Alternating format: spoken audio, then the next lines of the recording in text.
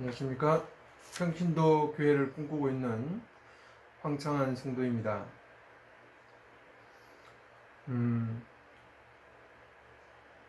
오늘 제가 소개해 줄 책은요, 진 에드워드 이분입니다. 계속해서 제가 이분 책을 지금 읽고 있는데,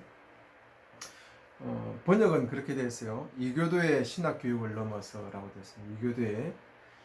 이교도의 신학교육을 넘어서라는 책인데요. 신학교육이 어디서부터 출발해 왔는지, 그리고 그것이 지금 교회에 어떤 비극을 일으키게 됐는지에 대한 내용들을 담고 있고, 그리고 실제적으로 바울이 제자를 키우고 예수 그리스도께서 제자를 키우면서 교회가 탄생하고 교회가 세워져 갔던 그 방식들을 따르지 않고 이교도에서부터 출발한 대학 교육, 신학 교육의 어떤 그 흐름을 쫓아가면서 지금의 교회가 탄생하게 되고, 그리고 이 엄청난 역사 속에서 만들어진 이 교회의 흐름 속에서 평신도와 목사라는, 뭐 예전에 사제와 그런 어떤 성도와의 어떤 이 이중적인 구조가 굳어져 가는 것이죠. 예수 그리스도와 예수 그리스도와 바울은 실제적으로 교회를 키우고 교회를 세워갈 때 그 방식은 철저하게 공동체적이었고, 그 속에서 리더와 어떤 실제적인 교회를 이루어갈 수 있는 은사들을 부여하면서 교회가 세워가는 방식이었다면, 이러한 어떤 이교도적인 부분에 물들어버린 그런 신학 교육과 어떤 교회 탄생 속에는 이러한 공동체적인 요소는 찾아볼 수 없는 것이죠. 그리고 일방적인 가르침, 그리고 또 어떤 소수들의 들음, 소수가 아니죠. 많은 대다수의 들음, 강의하고 듣는 방식의 이런 부분으로 흘러갈 수밖에 없는 시스템. 실제적인 삶이 철저하게 간과되어 버리고, 그리고 신학 교육을 받고 오면은 목사라고 인정해주고 그를 지도자로 삼고 따라가는 이런 어떤 잘못된 방식으로 지금 교회가 흘러가면서 교회 안에 많은 문제들이 생겨나고, 저도 실제적으로 경험했던 게, 제가 목사라는 그 어떤 하나의 이유가 바로 이 구조, 평신도라는, 당신은 목사 나는 평신도라는 이 구조를 깰 수 없다는 사실을 제가 너무나 깊이 절감하게 된 거죠. 이 뿌리가 깊구나. 저는 그냥 깊구나 정도로 생각했지, 이것이 신학 교육과 연결되어서 거의 몇천 년을 흘러온 역사 속에 시스템 속으로 만들어지면서 교회가 이런 식으로 만들어져 버린 그 과정이라는 사실을 이 책을 통해서 다시 한번 더 이해하게 됐습니다. 저도 참 늘 그런 고민을 갖고 있었거든요. 이런 식으로 지도자를 만들어 가지고는 신학 교육을 통해서 목사가 되고, 그리고 나와서 교회를 담임하고, 이런 방식으로는 절대로 교회가 하나님의 계획을 이루어가는 공동체 교회, 유기적인 교회로서의 그 의미들을 이루어갈 수 없다라는 저는 확신을 갖고 있었습니다. 근데 이분도 그런 내용들을 이야기하는데 좀 더 철저하게 거기에 역사적으로 어떻게 되어가고 있는지에 대한 부분, 현대 교회가 왜 이렇게 잘못되었는지를 좀 잘 이분은 이야기해주고 있다라는 생각에서 저에게는 참 좋은 책이었다라는 생각이 듭니다. 그래서 이분도 그래 이야기를 해요. 나는 출판사에 이 책을 1,500권만 인쇄하도록 부탁했다. 물론 나는 모든 방언과 족속들이 하나님의 부르심을 받기를 소망하고, 또 그들 모두가 이 책 읽기를 바란다. 하지만 나는 현실주의자다. 책을 조금만 복사해달라고 했다는 거죠. 인쇄해달라고. 왜? 읽을 사람이 많이 없다는 거죠. 이 책에 대해서. 이 책의 장점이란, 바울이 그의 젊은이들을 훈련했던 방식과 그들에게 그리스도와 교회를 심어주던 방식, 그리고 그 방식을 통해 그리스도와 교회를 실제로 배우는 것을 말한다라고 이야기하죠. 그것이 실제적으로 이 책을 쓰게 되었던 배경입니다. 그리고 그렇게 되기를 간절히 바라는 것이죠. 적어도 이 책을 수천 명이 읽게 될 것이고 그 중에 한두 명, 어쩌면 3명 정도의 용감한 영혼이 새로 펼쳐질 항로를 따라 감히 항해를 시도할 것이다.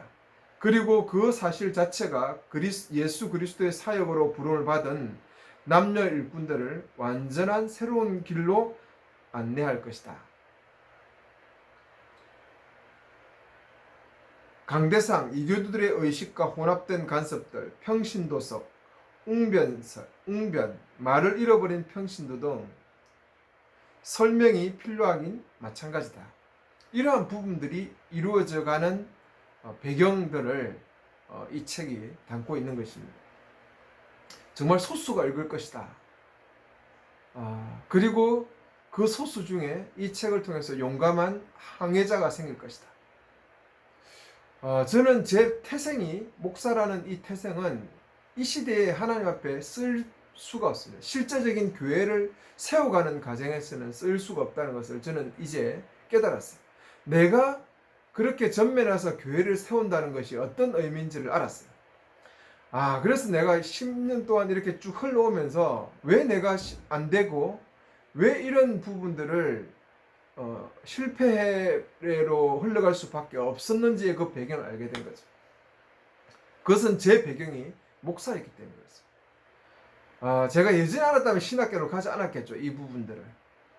근데 제 예전의 꿈은 목사였습니다.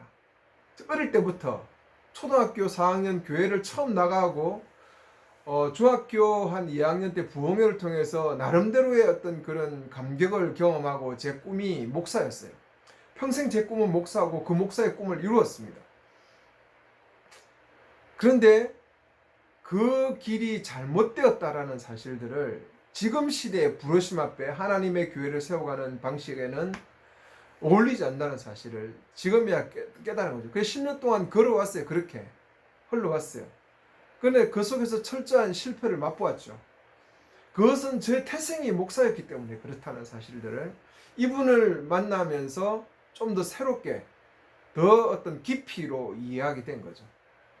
막연한 생각이 아니라.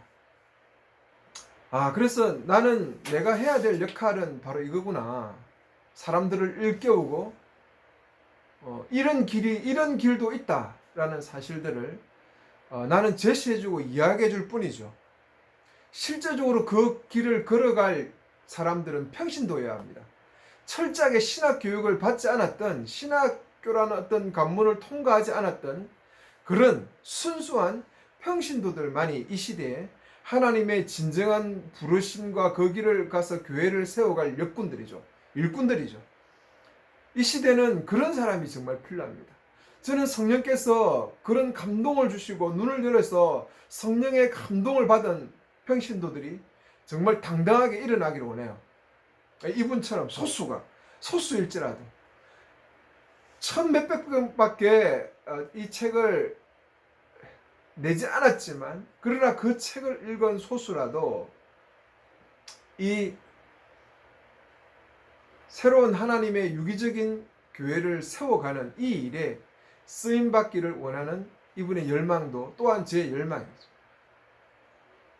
그래서 제가 전면에 나서서 뭔가를 교회를 개척하고 세우는 것은 예전의 그 교회 개척과 똑같다. 무슨 말을 하더라도 그 속에 무슨 개혁적인 이야기를 붙이고 뭐 가정교회라는 이야기를 붙이고 무슨 일을 붙이더라도 지금의 신학 교육을 받은 목사가 교회를 개척하는 시스템은 이 시대에서 하나님의 그런 유기적인 공동체 교회를 만들어낼 수가 없습니다. 그것이 엄연한 진리라는 사실들을 다시 한번 발견하게 되는 거죠. 그리고 이 신학교 전통이 어떻게 되었는지라고 이렇게 하면서 이런 이야기합니다. 신학교는 진정한 하나님의 일꾼을 들려내는 적절한 방식인가라고 이런 의심을 품습니다. 예수님께서는 그분의 젊은이들을 훈련하기 위해 성경을 가르치셨는가? 예수님과 바울이 제자들을 가르치며 우선에 두었던 일이 성경 공부였는가? 예수님과 바울이 그들의 젊은이를 훈련하는 방식이 오늘 신학교의 성경 교육 방식이었는가? 라고 이렇게 질문합니다. 그리고 만약 신학교의 뿌리가 이교도에 닿아 있음을 모든 개신교의 지도자들이 알았다면 지금 상황이 달라졌을까라고 이야기하죠. 신학교의 뿌리와 그 간행들은 모두 이교들의 손에 시작되었다라고 이야기합니다. 그리스 철학의 어떤 그 흐름 속에서 이분은 지금 신학교의 전통을 이야기하죠. 아리스토텔레스야말로 서양인들의 사고 구조의 기본적인 틀을 제공하고 요지부동의 교육 개념을 공급한 사람이다. 뼛속까지 이교도였던 이 플라톤과 아리스토텔레스가 현대 그리스도인들이 사활을 거는 신학교 개념의 토대를 마련했다라고 이야기하죠. 여신과 나무숲이라는 그 제목으로 이런 게 BC 386년 우리는 나무숲에서 무언가를 가르치는 플라톤과 만난다. 이 플라톤 선생이 교육을 펼치는 장소는 그리스 신화에서 아카데모스라고 불리는 영웅의 이름을 딴 아카데미아라는 곳이다. 이 장소는 지혜의 여신 아테네에게 드려진 거룩한 장소였다. 우리에게 주어진 아카데미라는 말이 바로 이 아카데미아에서 나왔다. 플라톤에게서 배우는 학생들을 아카데미스, 학도 혹은 학자라고 불렀다. 현대 신학교 개념이 생명을 얻은 곳이 바로 이 나무숲이다라고 이야기하죠.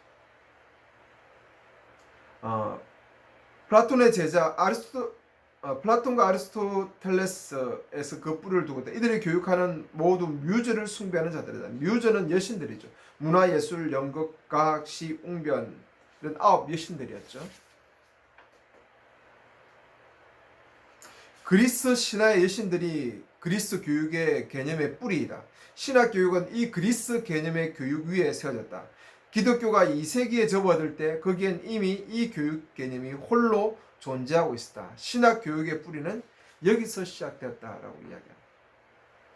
그리고 아리스토텔레스의 그 개요, 개념, 갈라디아스의 개요, 저도 배웠습니다만은 신학 교육 개요, 이런 부분들이 이러한 신학 교육의 방식에서 왔다는 것이죠. 그리고 우리가 좀 익히 알고 있는 토마스 아퀴나스 이런 분들이 그 조직신학의 어떤 그 흐름이죠. 그래서 조직신학적인 성경 구절을 떼내서 하나하나의 주제를 가지고 설명하는 조직신학적인 어떤 공부 방식 이런 부분들도 철저하게 그런 그리스 신학의 그리스 어떤 철학의 문화 속에 있다는 사실들입니다. 그리고 중세 시대에 더 철저하게 이런 사제를 길러내는 교육기관들이 만들어지면서 그런 실제적인 그런 그 대학 신학교의 어떤 그런 기초들을 더 단단히 세우게 되고 그 사제들을 길러내었던 그런 부분들이죠.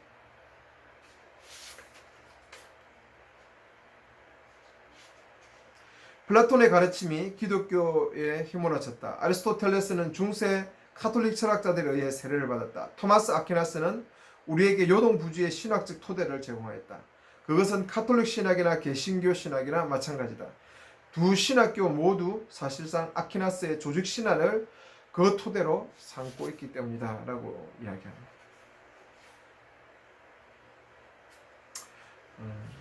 스테인글라스, 성가대, 강대상, 설교 등의 자원은 우리가 어디서 얻었겠는가 라고 이야기합니다. 그것은 실제적인 그리스 철학의 어떤 그 가르침의 방식을 그대로 가지고 온 것이죠. 고대 그리스 사상 AD 300년에서 AD 600년의 신기독교 사상은 완벽할 뿐 아니라 고정불변의 진리라는 가르침이 병행하였다. 철저하게 고대 그리스의 사상에 영향을 받았다라고 이야기합니다. 대학교의 치료과 함께 신학교가 그 꼴을 갖추죠. 대학이란 개념과 그 실체가 갖추기 시작한 것은 이탈리아의 볼라냐에서 있다. 학생들에 의해 설립된 볼라냐 대학을 따라 프라하 그리고 파리의 소로본이 생겨났다. 이후 항소들이 작은 강을 가로질러 건너면서 형성된 한 계곡에 대학이 세워졌는데 사람들은 그것을 옥스포드라 불렀다. 대학의 출현과 더불어 신학교도 그 실제를 갖추었다. 대학에서 가르치던 모든 것은 카톨릭 교회의 철권 통치하에 관리되었고 대학 자체가 전적으로 카톨릭 사제들을 양성하는 기관이었다. 그 외에 다른 목적이 없었다. 대학의 조직과 카톨릭 커리큘럼은 고착되었고 이후 조직과 커리큘럼 두 가지 모두 다 신학교로 그대로 옮겨왔다. 신학교는 그저 또 하나의 대학일 뿐이다. 명심하라. 대학의 교육 모델이 형성될 때 누구도 신약 성경을 의식한 사람은 없었다. 신학교의 핵심 커리큘럼은 갈릴리나 에베소에서 생겨난 것이 아니다. 그것은 이탈리아 볼로냐에서 출현했다. 비록 그 본질은 그리스의 한 나무 숲에서 형성되었다. 대학과 신학교 모델은 어쩔 수 없이 암흑시대에 만들어낸 교육 모델이었다. 우리가 좀 더 나은 방법을 선택할 수는 없었을까? 그러면서 사각형 교실의 탄생을 이야기합니다. 대학 안에서 학생들은 건물 안에서 그 교사의 가르침을 받고 학생들은 듣고 배우는 것이죠. 이 방식이 신학교육과의 어떤 방식도 똑같을 뿐 아니라 지금 교회의 흐름과 동일하다는 것이죠. 이 모든 것들이 현장 훈련과는 아무 관계가 없음을 주목하라. 예수와 바울은 현장 훈련에 집중하셨고 교실과 강의실 수업은 존재하지 않았다라고 합니다. 교수, 커리큘럼, 사각교실, 강의실, 주요 담론들, 강의, 노트 필기, 성직자가 되는데 필요한 학사학위, 석사학위, 박사학위들은 모두 대학의 출현과 함께 신학교에 유입되었다. 그리고 이 대학의 등장과 함께 개신교 신학의 아버지인 토마스 아퀴나스가 우리에게 성큼 다가왔다.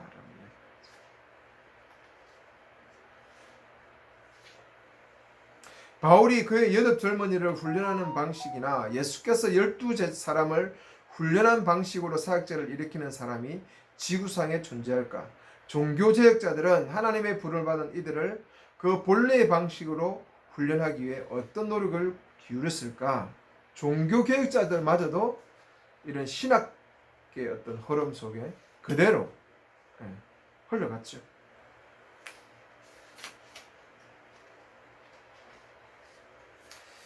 이게 지금 이제 일부 내용입니다. 2부는 실제적인 그런 현대 교회의 흐름 속에 어떻게 흘러갔는지를 2부는 다룰 것인데요.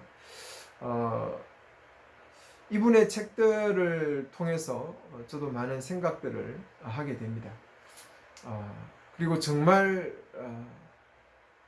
당부드리는 부분은 정말 기도하시고 마음을 여시고 그러면서 지금 기독교가 가지고 있는 문제들 그것은 일부가 아니라 기독교의 어떤 거는 배경 자체가 지금은 하나님의 나라를 이루어가는 공동체를 만들 수 없는 그런 흐름으로 흘러가고 있다는 것입니다. 정말 깨어있는 자, 성령의 부름을 받고 하나님의 부름을 받는 자들은 시대마다 늘 존재합니다. 저는 기도하는 중에 그런 용감한 결단을 내리고 정말 신학교라는 것은 가보지 않고 신학교의 어떤 졸업장도 가지지 않은 철저한 평신도 중에서 이러한 용감한 항해에 도전을 던질 사람들이 분명하게 성령의 부르심을 받는 사람이 있을 거라 생각합니다. 저는 그때까지 끊임없이 이 이야기를 할 것이고 제 죽는 날까지 저는 유기적인 평신도 교회에 대한 이야기를 하면서 제 생을 마칠 것이고 저는 그 전선 앞에 서는 사람이 아니겠죠. 저는 그 교회를 만들어가는 실제적인 사람은 아니지만 옆에서 끊임없이 이 이야기를 통해서 오늘도 그런 사람들을 세워가는 그런 사람들이 반드시 만들어지기를 바라는 소망으로 끊임없이 도전하고 또 걸어갈 것입니다. 감사합니다.